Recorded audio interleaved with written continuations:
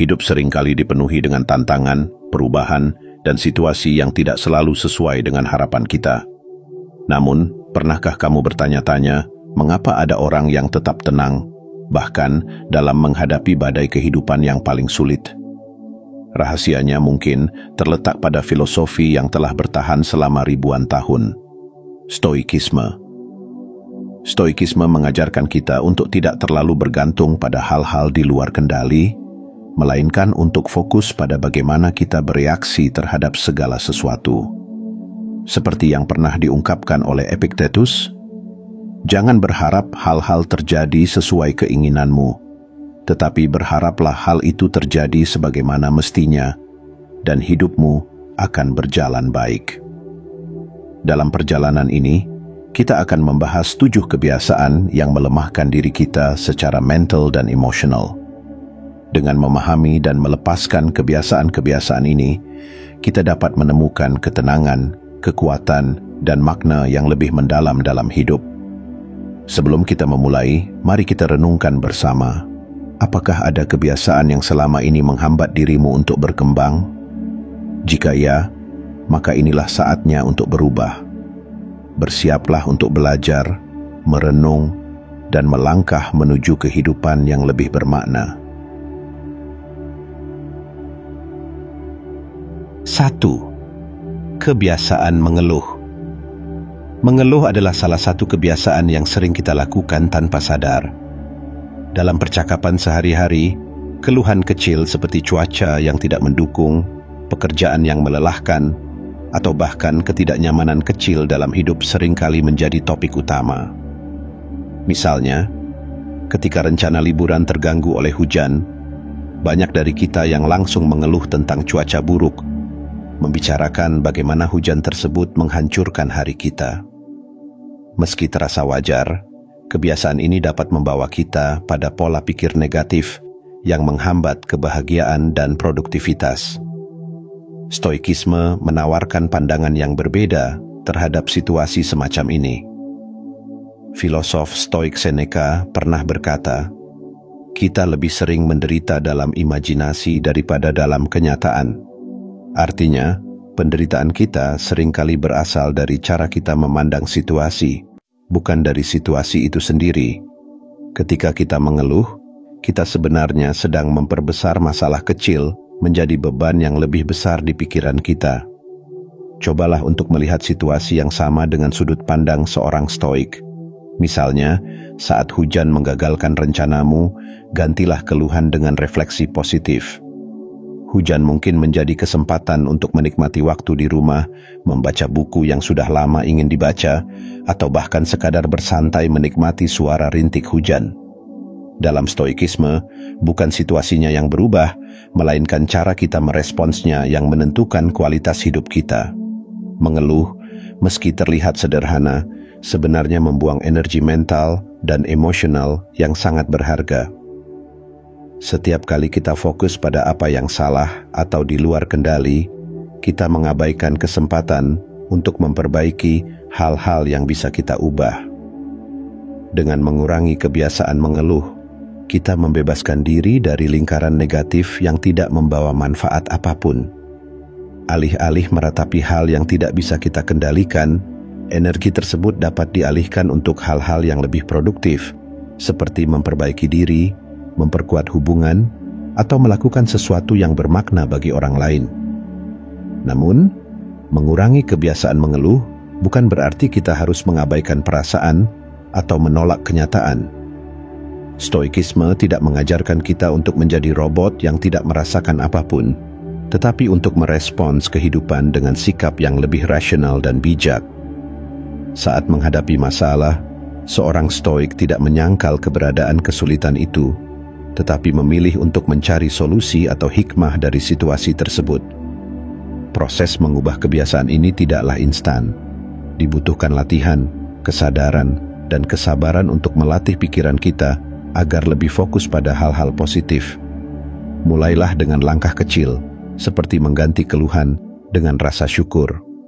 Ketika sesuatu tidak berjalan sesuai rencana, tanyakan pada dirimu, apa yang bisa aku pelajari atau manfaatkan dari situasi ini? Dengan cara ini, kamu tidak hanya mengurangi keluhan, tetapi juga membangun pola pikir yang lebih kuat dan optimis. Mengurangi kebiasaan mengeluh bukan hanya tentang meningkatkan kesejahteraan diri, tetapi juga menciptakan dampak positif pada lingkungan sekitar. Ketika kita berhenti mengeluh, orang-orang di sekitar kita cenderung mengikuti. Kita menjadi contoh nyata bagaimana menghadapi hidup dengan tenang dan bijaksana. Perubahan ini menciptakan efek domino yang tidak hanya membuat hidup kita lebih baik, tetapi juga memberikan inspirasi bagi orang lain untuk melakukan hal yang sama. Dalam stoikisme, hidup bukanlah tentang menghindari masalah, melainkan tentang bagaimana kita meresponsnya dengan penuh makna.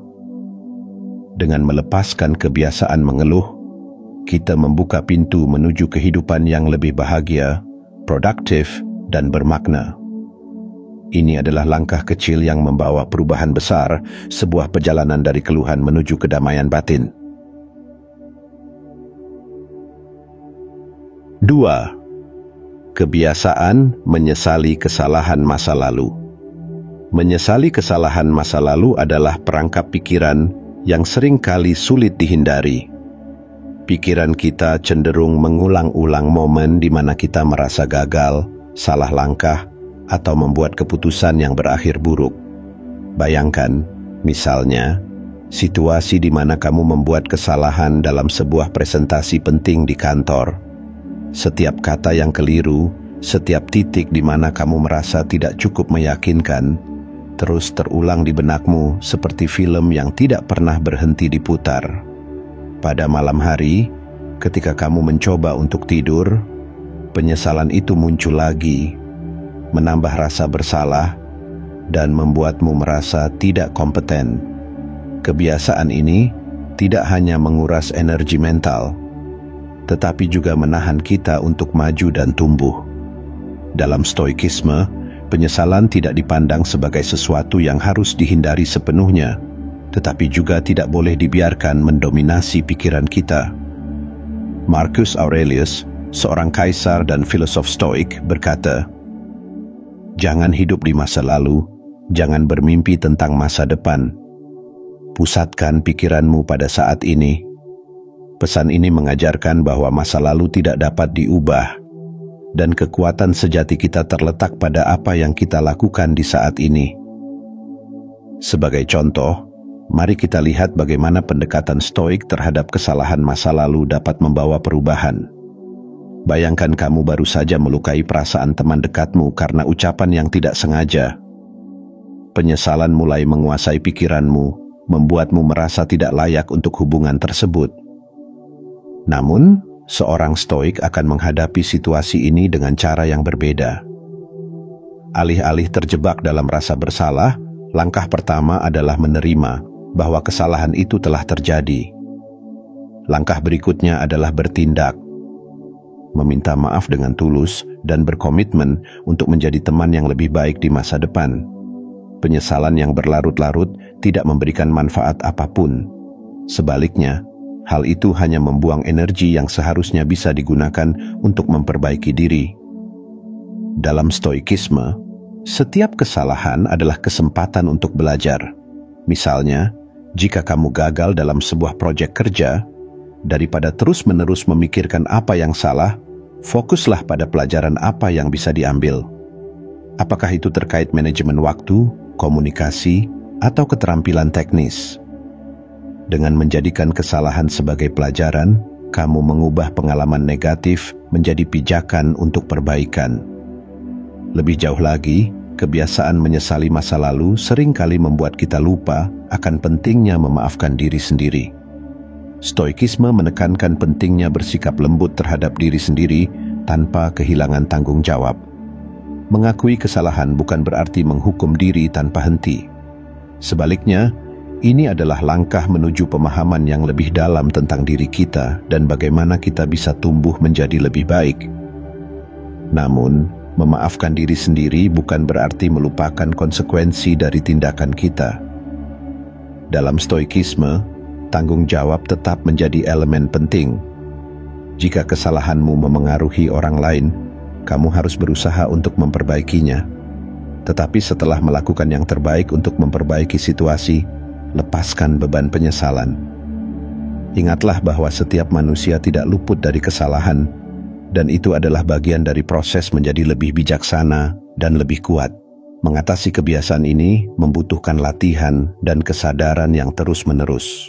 Salah satu langkah yang bisa diambil adalah dengan melatih pola pikir reflektif, bukan reaktif. Ketika penyesalan muncul, tanyakan pada dirimu sendiri, apa yang bisa aku pelajari dari ini? Dengan begitu, alih-alih terjebak dalam rasa bersalah, kamu mulai melihat kesalahan sebagai peluang untuk berkembang. Transformasi dari seseorang yang terus-menerus menyesali masa lalu menjadi individu yang belajar dari pengalaman tidak hanya berdampak pada dirimu sendiri, tetapi juga pada orang-orang di sekitarmu. Ketika kamu menunjukkan ketangguhan emosional dan kemampuan untuk bangkit dari kesalahan, itu menjadi inspirasi bagi orang lain.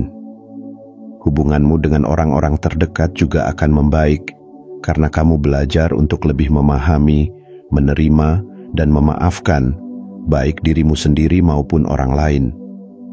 Dalam stoikisme, masa lalu adalah guru, bukan penjara. Ketika kita belajar untuk melepaskan penyesalan dan fokus pada perbaikan diri, kita membuka jalan menuju kehidupan yang lebih bermakna. Kebiasaan ini mengajarkan kita untuk hidup dengan keberanian, menerima kesalahan sebagai bagian tak terpisahkan dari perjalanan manusia, dan terus melangkah maju dengan kepala tegak. Ini adalah perjalanan menuju kebebasan, bukan hanya dari masa lalu, tetapi juga dari beban pikiran yang menghambat kita menjadi yang terbaik. 3. Kebiasaan menghindari kesulitan. Menghindari kesulitan adalah kecenderungan alami manusia. Kita seringkali mencari kenyamanan dan jalan pintas dalam hidup, berharap menghindari rasa sakit atau tantangan yang terlihat menakutkan. Misalnya, seseorang yang bertahan di pekerjaan yang tidak memuaskan tetapi nyaman, meskipun ia memiliki mimpi besar untuk memulai bisnis sendiri. Rasa takut gagal, ketidakpastian, dan kesulitan yang akan dihadapi membuatnya memilih jalan yang mudah, meskipun di dalam hatinya ada rasa hampa dan tidak terpenuhi. Dalam pandangan stoikisme, menghindari kesulitan justru melemahkan kita. Marcus Aurelius, seorang filosof stoik dan kaisar Romawi, pernah berkata, "Hambatan bagi tindakan mendorong tindakan. Apa yang menghalangi jalan menjadi jalan." Filosofi ini mengajarkan kita bahwa kesulitan bukanlah musuh yang harus dihindari, melainkan teman yang perlu diterima. Kesulitan adalah guru terbaik dalam hidup, karena melalui tantangan inilah kita benar-benar tumbuh dan berkembang. Mari kita ambil contoh konkret. Seorang pelari yang mempersiapkan diri untuk mengikuti maraton. Latihan lari setiap hari di bawah terik matahari, bangun pagi saat tubuh masih ingin tidur, dan menghadapi rasa sakit fisik adalah bagian dari proses yang tidak dapat dihindari. Namun, setiap langkah yang diambil, setiap rasa sakit yang dirasakan, membawa pelari ini lebih dekat pada kekuatan fisik dan mental yang luar biasa. Proses ini tidak hanya membentuk tubuh, tetapi juga membangun ketangguhan mental, sesuatu yang tidak bisa didapatkan tanpa menghadapi kesulitan. Kesulitan juga seringkali menjadi peluang untuk menemukan potensi diri yang tersembunyi.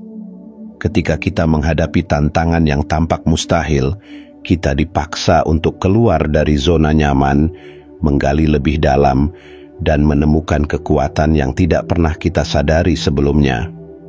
Misalnya, seseorang yang memutuskan untuk memulai bisnis sendiri mungkin menghadapi banyak rintangan, kekurangan modal, tekanan untuk sukses, dan ketidakpastian pasar.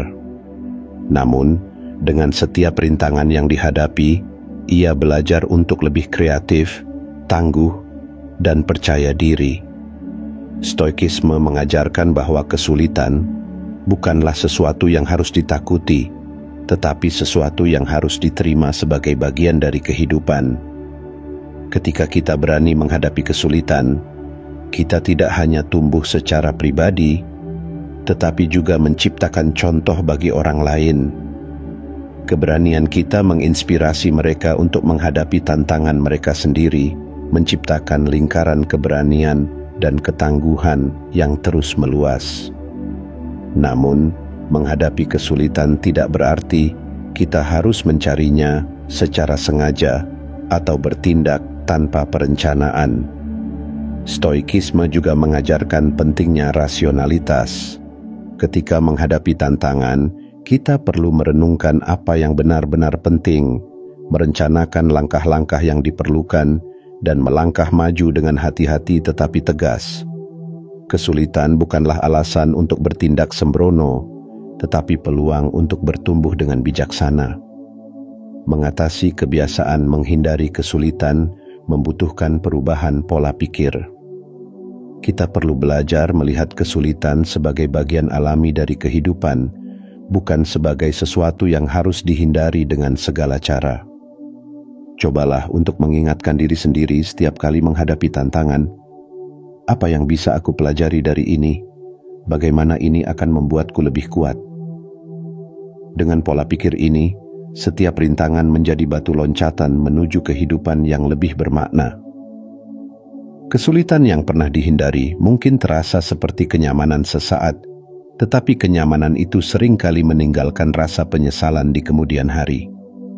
Hidup tanpa tantangan adalah hidup yang stagnan, tanpa kemajuan atau makna yang mendalam.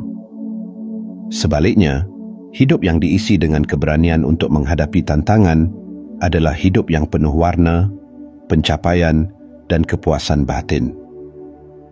Dalam stoikisme, tantangan adalah anugerah. Ketika kita menerima kesulitan dengan hati terbuka, kita tidak hanya menemukan kekuatan baru dalam diri kita, tetapi juga menemukan makna yang lebih dalam setiap langkah perjalanan kita. Dengan mengubah kebiasaan menghindari kesulitan menjadi keberanian untuk menghadapinya, kita membuka jalan menuju kehidupan yang lebih kaya, lebih berani, dan lebih bermakna. Inilah perjalanan menuju kekuatan sejati, di mana setiap tantangan menjadi batu loncatan untuk mencapai potensi tertinggi kita. 4. Kebiasaan berlebihan dalam kesenangan.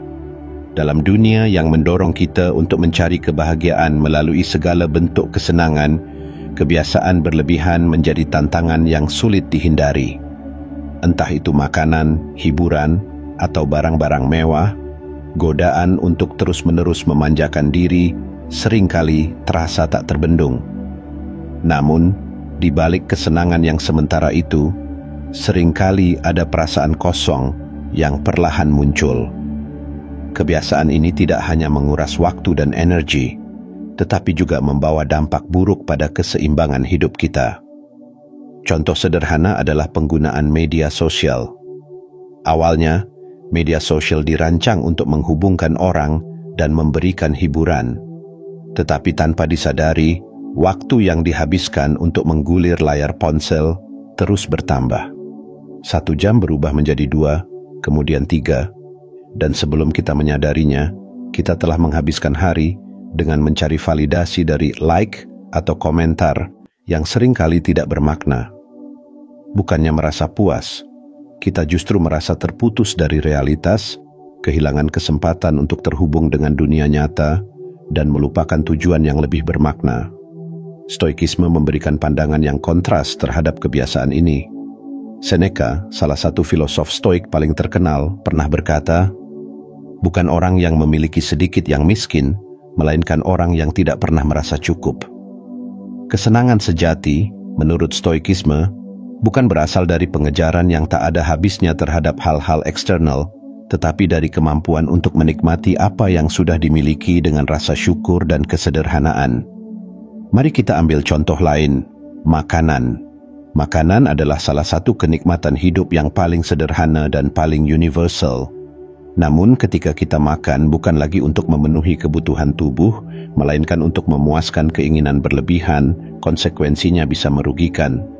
Overindulging atau makan berlebihan dapat menyebabkan berbagai masalah kesehatan, dari obesitas hingga penyakit kronis. Dalam stoikisme, kesederhanaan dalam menikmati makanan adalah bentuk disiplin diri yang penting. Bukan berarti kita tidak boleh menikmati makanan enak, tetapi kita diajak untuk menikmati makanan dengan penuh kesadaran, merasakan setiap gigitan, menghargai prosesnya, dan tahu kapan harus berhenti. Kebiasaan berlebihan juga terlihat dalam budaya konsumerisme modern. Banyak orang merasa bahwa membeli barang-barang mewah akan memberikan kebahagiaan yang abadi. Padahal, kebahagiaan semacam itu hanya sementara dan seringkali digantikan oleh keinginan untuk memiliki lebih banyak. Sebagai gantinya, stoikisme mengajarkan kita untuk menghargai apa yang sudah dimiliki dan menemukan kebahagiaan dalam kesederhanaan. Dengan cara ini, kita tidak hanya menghindari tekanan finansial, tetapi juga menemukan rasa damai yang lebih dalam. Stoikisme tidak mengajarkan kita untuk menyangkal semua kesenangan atau hidup secara asketis. Sebaliknya, filosofi ini menekankan pentingnya keseimbangan dan kontrol diri. Kesenangan adalah bagian dari kehidupan, tetapi jika tidak dikelola dengan bijaksana, ia bisa menjadi penghalang untuk mencapai kebahagiaan sejati.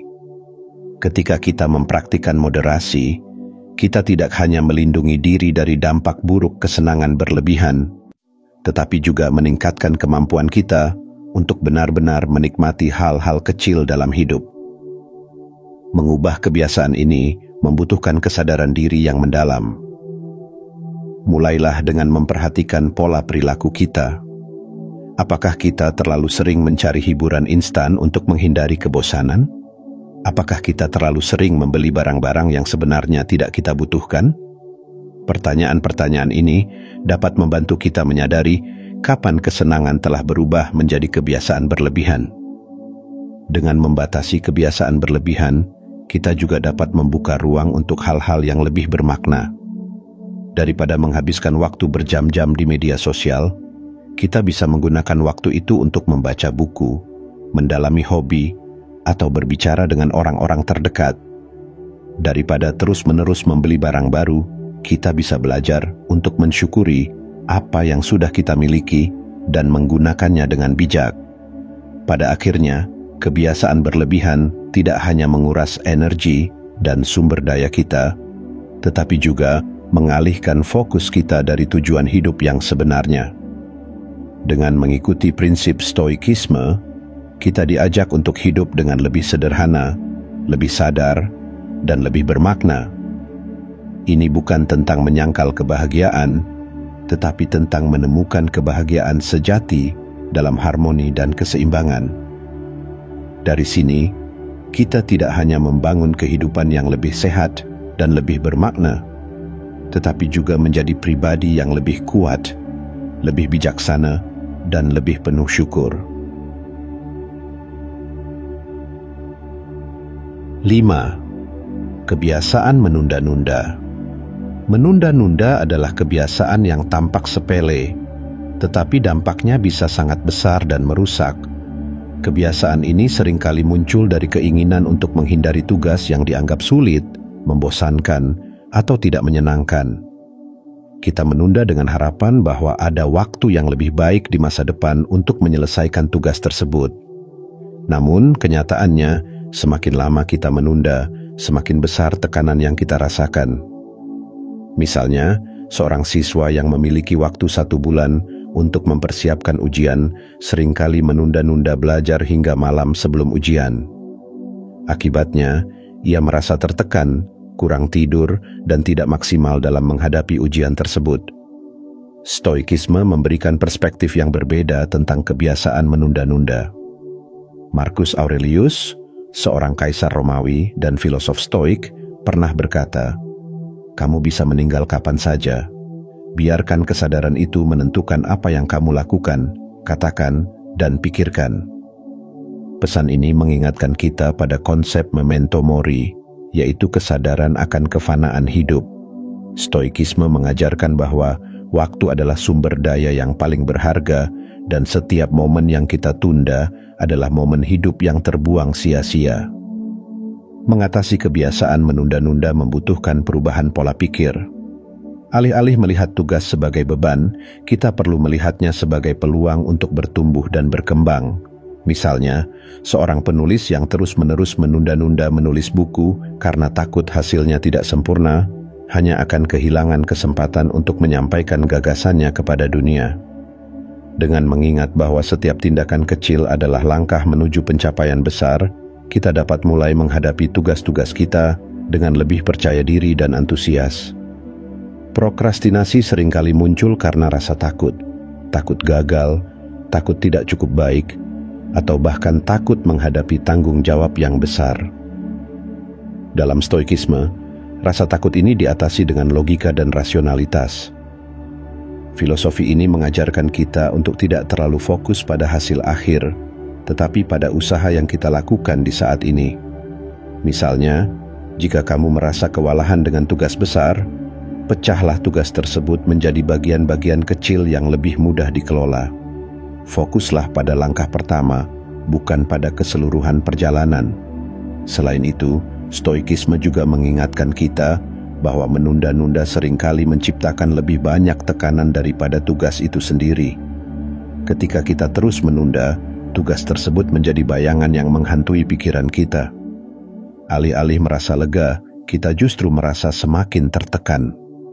Sebaliknya, dengan segera menyelesaikan tugas, kita tidak hanya membebaskan diri dari beban mental, tetapi juga merasa puas karena telah mengambil langkah proaktif. Contoh nyata dari penerapan prinsip stoik ini dapat dilihat dalam kehidupan seorang atlet.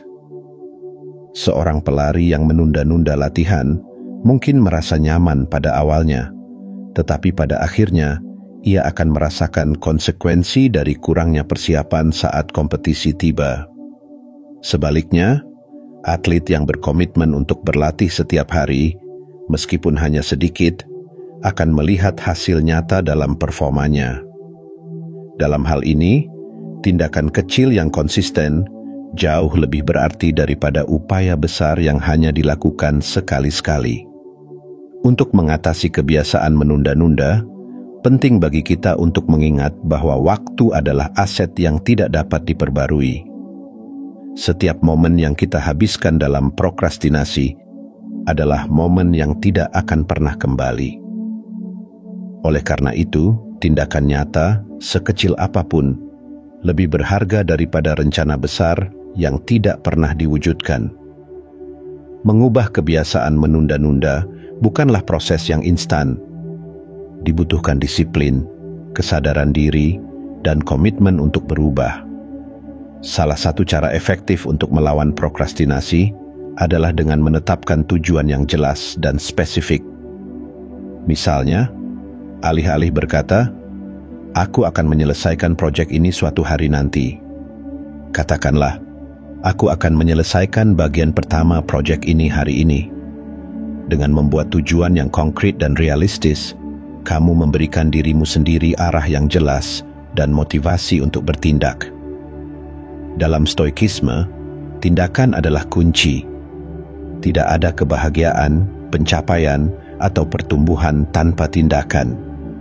Dengan melawan kebiasaan menunda-nunda, kita tidak hanya menjadi lebih produktif, tetapi juga menemukan makna yang lebih dalam hidup kita.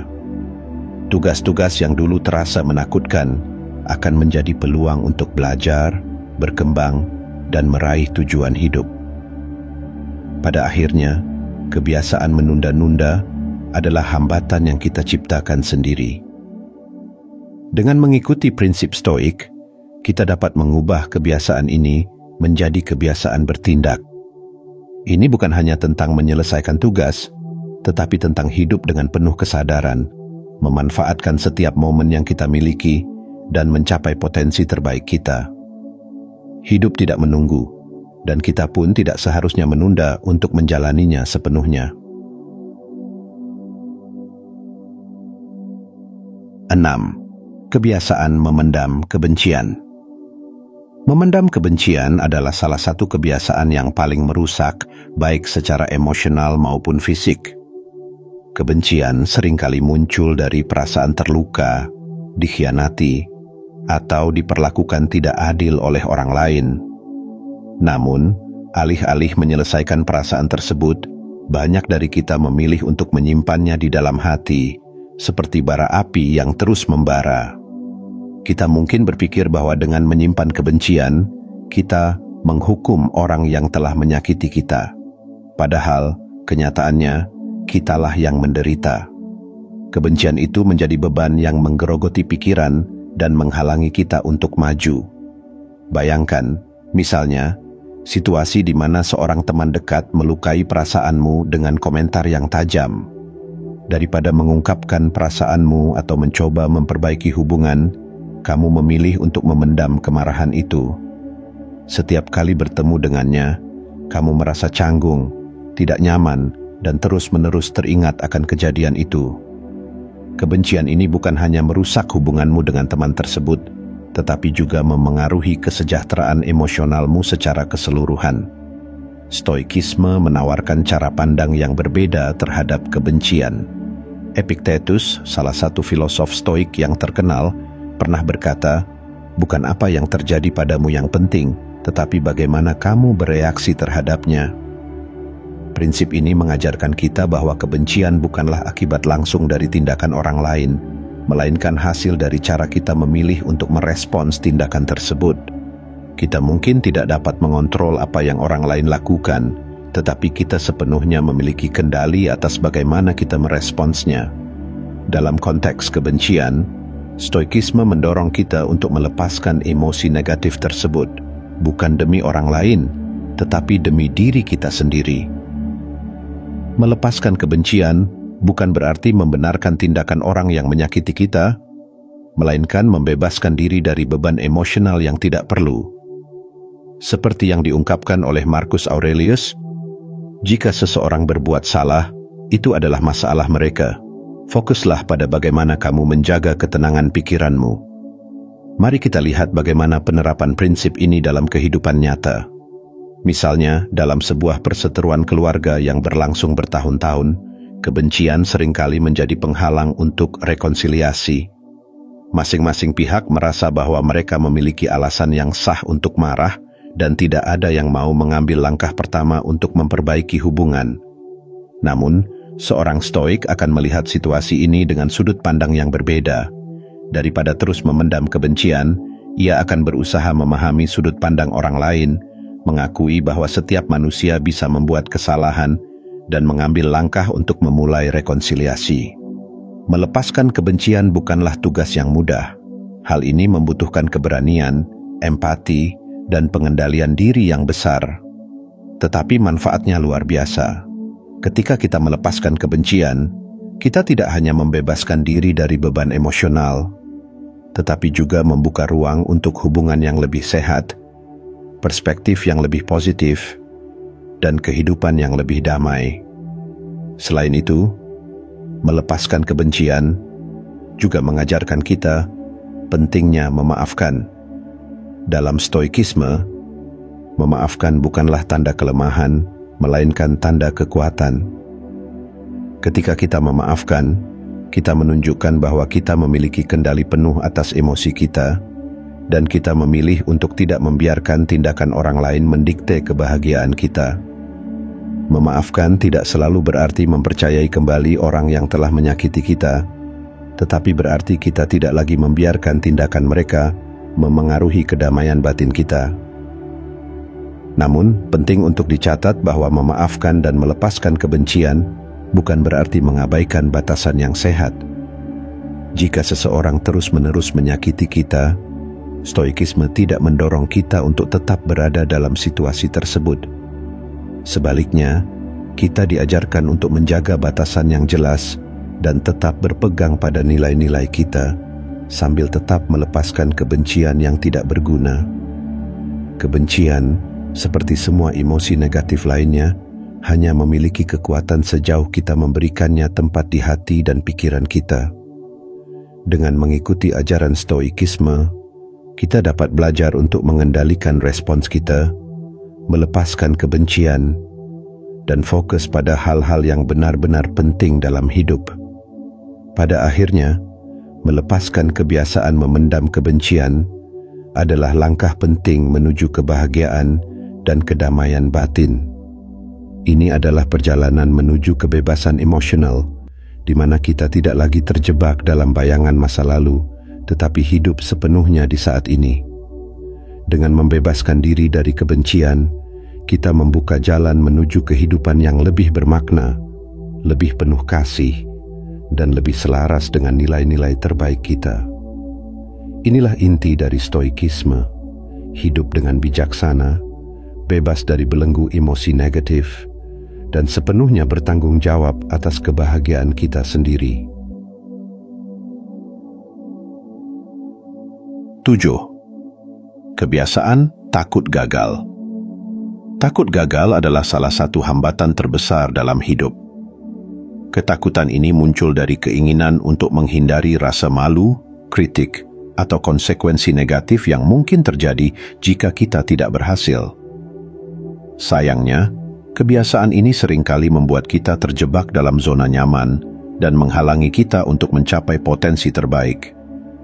Misalnya, seseorang mungkin memiliki mimpi besar untuk memulai bisnis sendiri, tetapi ketakutan akan kegagalan, kehilangan uang, tidak mendapat dukungan, atau menghadapi kritik membuatnya terus menunda langkah pertama. Akhirnya, ia menjalani hidup dengan perasaan hampa, bertanya-tanya apa yang mungkin terjadi jika ia berani mencoba. Stoikisme menawarkan perspektif yang sangat berbeda tentang kegagalan. Dalam pandangan Stoik, kegagalan bukanlah sesuatu yang harus ditakuti, melainkan bagian alami dari proses kehidupan.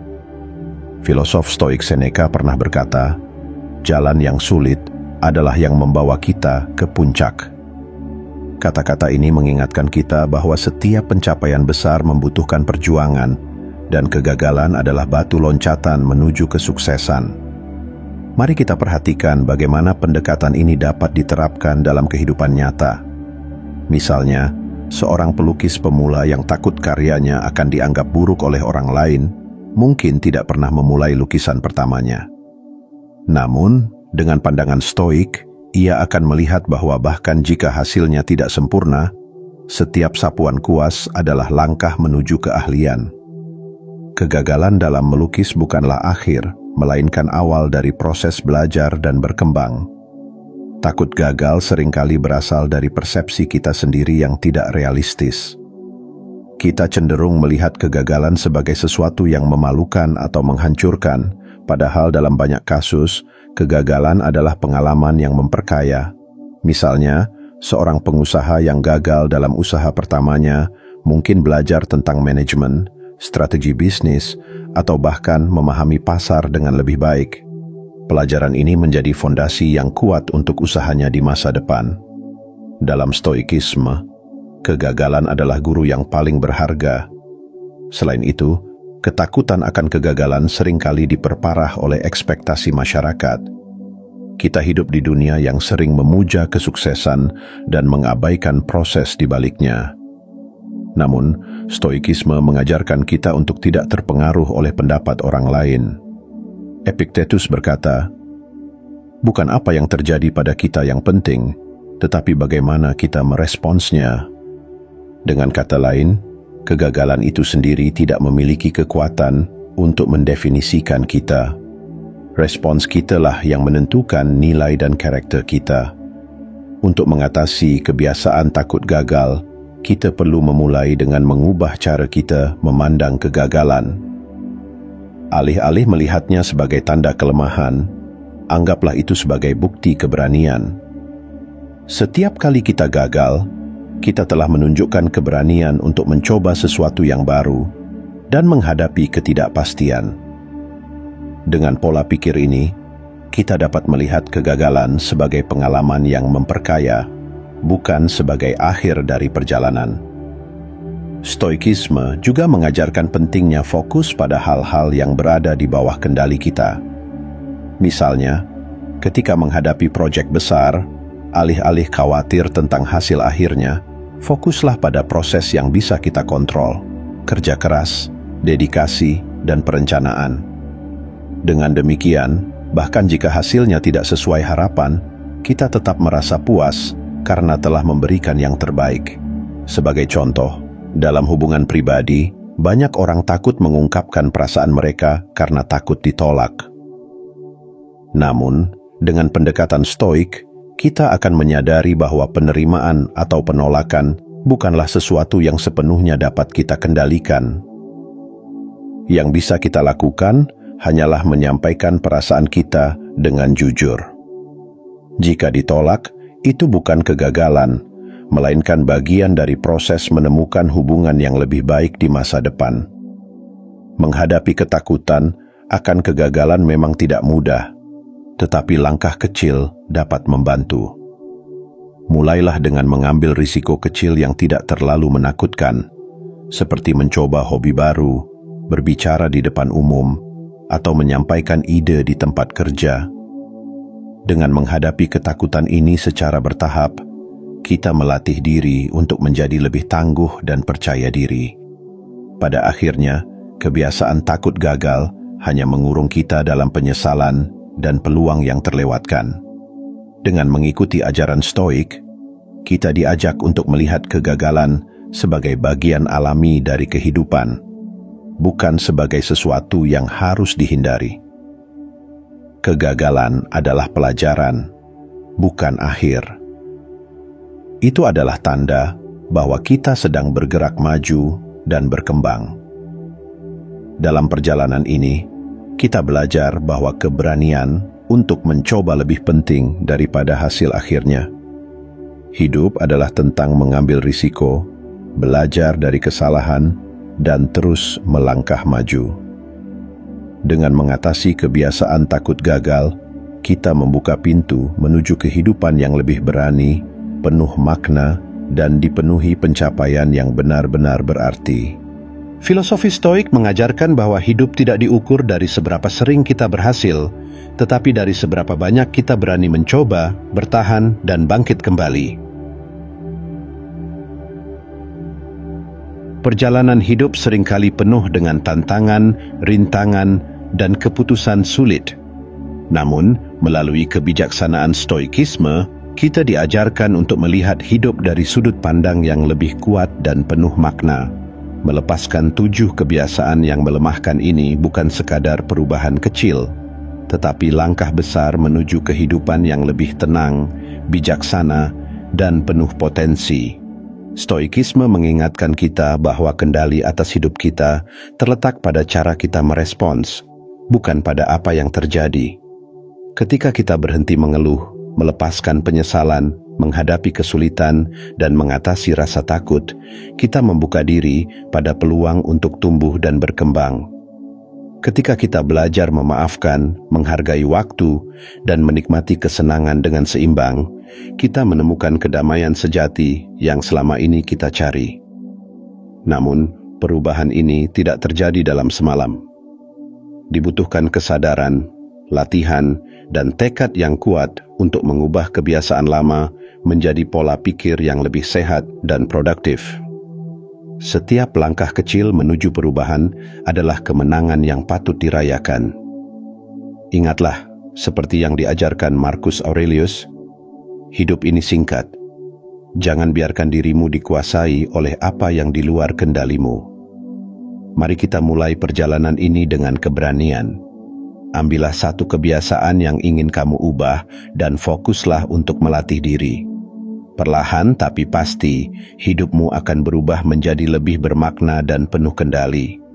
Dan yang terpenting, jangan lupa bahwa perjalanan ini adalah tentang dirimu, tentang menjadi versi terbaik dari dirimu sendiri. Terima kasih telah meluangkan waktu untuk mengeksplorasi kebijaksanaan stoikisme bersama. Bagikan di kolom komentar kebiasaan mana yang paling ingin kamu ubah, atau bagaimana filosofi ini telah menginspirasi hidupmu. Bersama-sama, kita membangun komunitas yang saling mendukung untuk tumbuh dan berkembang. Tetaplah bijaksana, kuat, dan bersemangat dalam perjalananmu. Hidup adalah tentang belajar, menghadapi, dan terus melangkah maju dengan keberanian. Mari kita mulai hari ini, bukan besok, untuk menjadi pribadi yang lebih tangguh dan penuh kebijaksanaan.